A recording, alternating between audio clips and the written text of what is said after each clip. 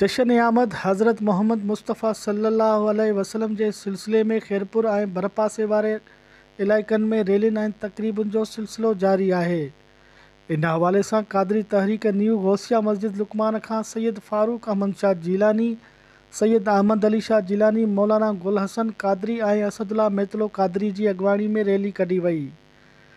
Rally जे अॻवाननि ख़िताब कंदे चयो त रबीउल अव्वल रहमतुल लिल आलमीन जी पैदाइश जो भलारो महीनो आहे। हर मुस्लमान भरपूर जोश सां रबीउल अव्वल जी ख़ुशी मल्हाईंदो आहे।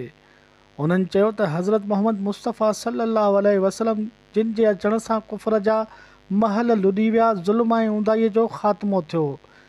असां मुस्लमाननि खे घुर्जे त ॿिन्ही जहाननि जे सरदार आका हज़रत मोहम्मद मुस्तफ़ा सल्लल्लाहु अलैहि वसल्लम जिन जी पैरवी करे ॿिन्ही जहाननि जूं कामयाबियूं माणियूं।